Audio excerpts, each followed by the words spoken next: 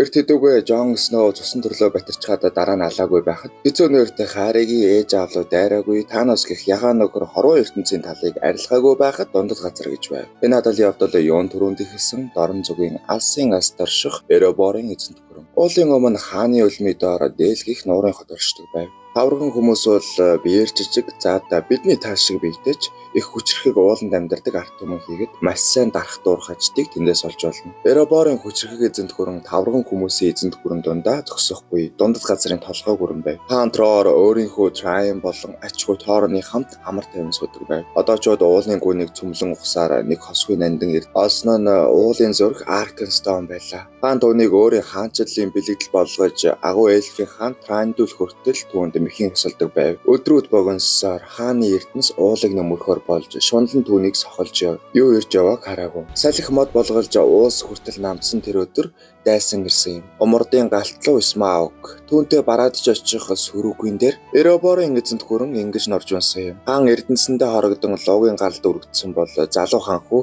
өөрийн холбоотноос тусламж гуйж байлаа. Харин эльфийн хаан өөрсдийн хүмүүсийг аюулд оруулахыг хүсээгүн дээр тэдэнд тусалсангүй. Нутгаа алдсан тоорны дотор хоёр том шарх үлдсэний нэг нь энэ байлаа. Тэд инхүү газар нутхгүй болж ард иргэдэн хэсвчлэн амьдрах болж тоорын хүний нутгаар хар бор ажиллахын ард иргэдээ авч ухалсан гэдэг. Мэдээж гэрээ алдсан хаанхүү үүрд нь хорслыг тээжүүлсэн. Тавраган хүмүүс бол их зөрүүд метршгүй арт юм. Тэгээд манай эдитрийг тойрч гисэндээ тийм хүмүүс гэж найдаж байна.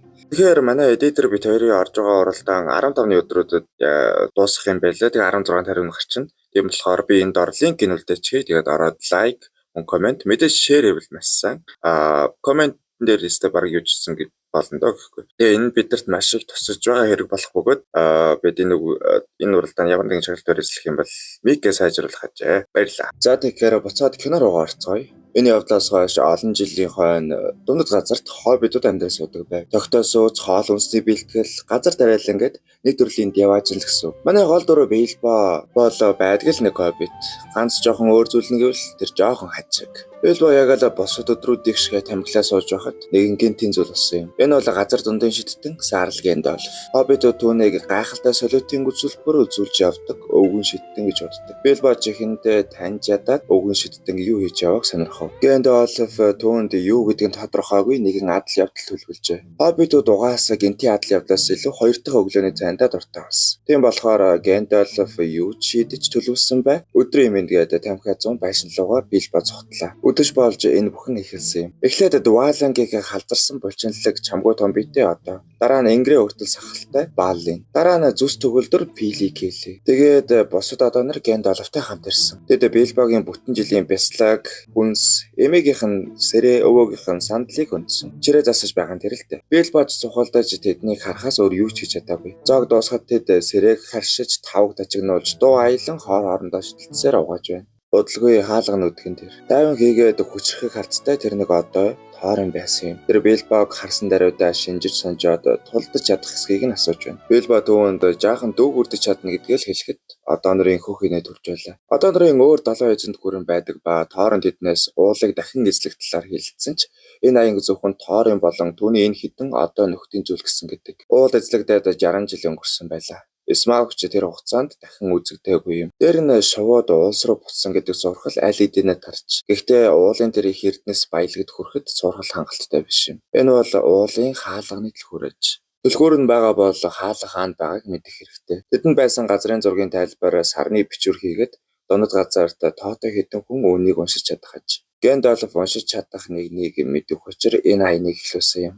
Энэ үед л Гэндальф яагаад ирсэнг Билбо гадарлаж эхэлж байгаа. Тоорын 7 хаусыг нэгтгэж уулыг авахын тулд Аркенстоныг луугийн өрөөс хулгайлах хэрэгтэй хийгээд Гэндальф Билбог тэр одоогоор сонгож. Үүнийг мэдхэд одоо нар битгий хэлээ Билбогийн чинэт хүрэн байлаа. Тэдний өгсөн гэрээг уншаад дараа нь луугийн галд үнс болохыг нь хэлэхэд Билбо ухаалцсан юм. Шүн дундаас өмнө Гэндальф Билбогоос юу харж сонгосон тэр үед мдэггүйч хэрвээ тэр гэртээ эргэж ирвэл өөр нэгэн болсон байхыг хэлэхэд Билбо түүнд явахгүй гэдгийг хэлдэг. Бид тоорон хөх улсад ард түмэндээ амар тайван амьдрал зохицлон өгсөн ч түүний их нутаг уул дүрэн эрдэнэс зүрхэнд нь хорогдон үлдсэн байв.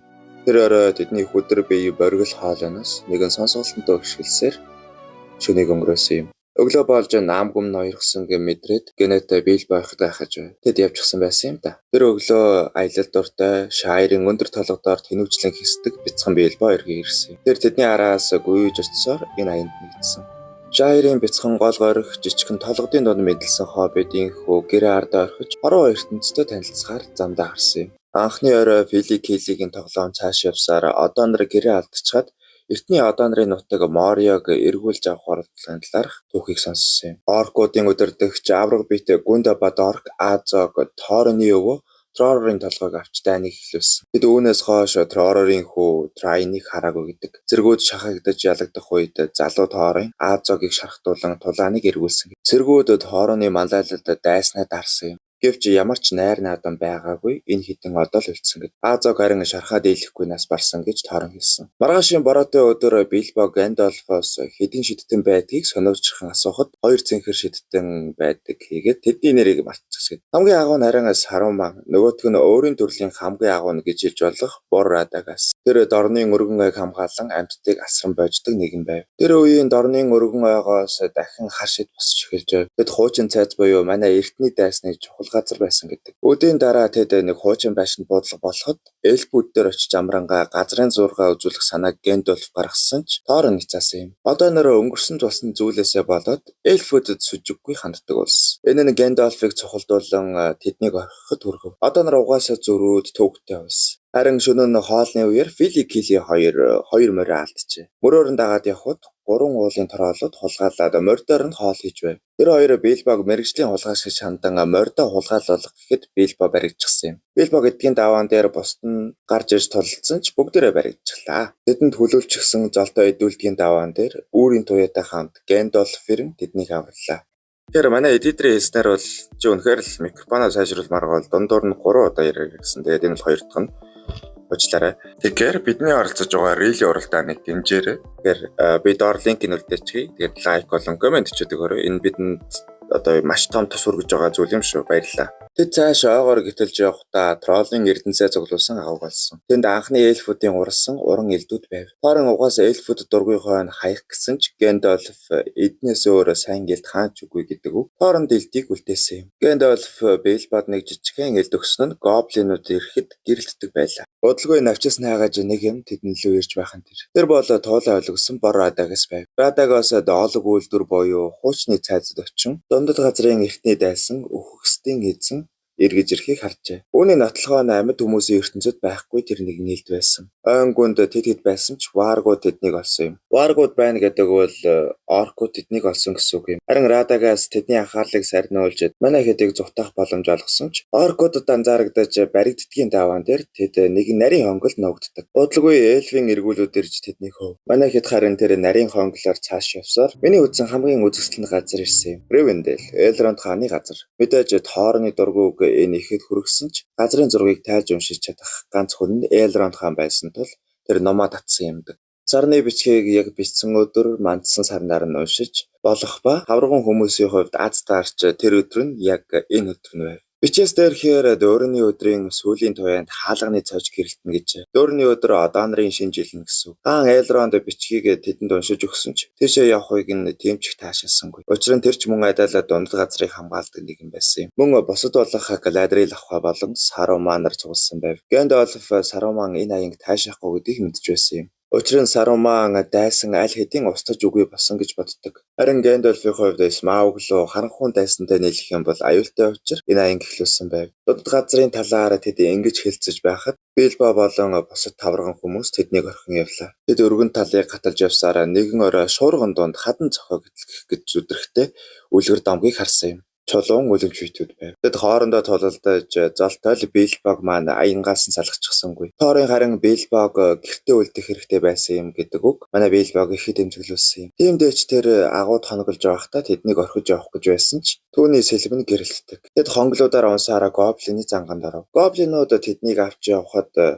Билбог эгдэж үлдсэн чинь нэг гоблин тэр болж үзэлтсээр доош гүн ангал руу ундаг. Гоблины зэвхий хаан тэднийг шалгааж тоорын болон тэдний нөхдийн толгойд Гундабад орк Азог шан амсаг дуулах тэр мөчөд Азог амьд үлдсэн мэдсэн юм. Нөгөө талд Билбос ирэхэд агууд үгсэн гоблиныг чирж гулдарч байсан Голомоос тэр үед бүгж унахыг харсан юм да. Бүгж бол дундад газрын эртний дайсан Саруманых бөгөөд гоблин өөртөө энийг 500 гаруй жилийн турш авч яваа юм. Харин тэрхэн зүрийн унах мөчтөд нь Билба өвөнийг олж авсан байдаг. Үүгээр зогсохгүй тэр Голомын дуугаар цааш очиход Голом Билбаг мэдчихдэг. Билба түүгээр гарах зам заалгахын тулд онцгой таалгаж толох хэрэгтэй болд юм да. Билба Голомын онцгуудыг амархан тааж байлаа. Хэрвээ тэр хожигдвол Билба зам заалгаж, харин Билба хожигдвол Голом түүнийг хитнэ. Нэлээдгүй хэдэн давгүй онцгоны дараа Билба санаандгүйч түүнээс халаасандаа юу байгааг асуув. Тэр бүр цохолдож гүйцсэн тааж чадаагүй ялагддаг. Билбогийн халаасанд бөгж байсан юм. Голом Билбогийн халаасандгыг асуухтаа бөгжөө алдсангаа мэдэн түүнлүү дайрав. Тоглоом дуусаж Билба түүнээс цухтаж хонглын гүнээр төөрөлдөн явхад анх удаа бөгжний хүч чадлыг ашиглаж үзв. Тэр харанхуйд үл үзэгдэх хийгээд бөгжний ирч хүч захын үл харагдах эрх мэдлийн өчүүхэн хэсгээс Билба амссан юм. Тэр бөгжийг зүүсэн чигээр уулаас гарan хөвтөж байхад бусдад яг урдах нь байв. Гэндалф ирж тэднийг авсан байлаа. Гэндалф Билбог яасан асуухад Тоорон Билбог дулаахан хүнжлөө санан явсан хэлв. Гэхдээ хорон ертөнцийн адал явдлын амсраас хүрсэн Билбо маань эргэн тэдэндээ нэгтлээ. Эхний бүлэг маань ингээд тараахан дуусахгүй. Тэр үед Азог ирсэн юм. Тэд хавцал руу шахагдаж модонд авирч ямаа арах цаасан. Дайсан тэднээс хав илүү бөгөөд харин Гэндалф эрвээ хийгээр хин нэгэн лөө шуудан илгээж байсан. Мөн Гэндалф гал гаргаж дайснаас хатуулсан ч энэ тэдэнд эргээд хор учруулан модны үндэс цулгаран тэдний ихэнх нь хавцлаас нэгнээсээ татан зүгдэв. Тэр үед Тоорын өөрийн дайсандаа ялагдаж байлаа. Тэр үед Билбогийн хаанаас тийм их зориг гарсныг мэдэхгүйч Тоорны толгойг авах гэж байсан оркийг алж дөнгөсөн юм. Бодлого босдонч гарч ирэн тулдаж эхэлсэн. Гэхдээ мэдээж Гэндалфын шуудангийн хариу ирээгүй бол ялагдах байлаа. Өргөдөө тэднийг аварч Эсэминд аюулгүй газар авчихсан. Тэр хавцал дээрээс Билбо болон босод маань гэрээ харсан юм. Дундад газрын агуу одон эзэнт гүрний нутаг ганц уулыг харахтай зэрэгцэн шууд уул руу буцаж байлаа. За тэгэхээр энэ бол Хоббит гинти аялал гээд Хоббит франчайз эхний анги байлаа. Мэдээж хэрэг дараагийн ангийн ярилцахыг хүсвэл комент бичээрэй. Тэгээд би бас юу гоох гэж байгааг мэдэж байгаа. Бид орон линкийг тавьчихъя. Тэгээд одоо яг энэ бол 15-ны өдөр яваад тэгээд дуусах юм билээ. Тийм болохоор ороод лайк, комент бичээд өгөөрэй. Мөн шеэр хийвэл маш сайн. Тэгээд энэ нь болохоор биднэрт маш их тусалж ийн гэсэн үг.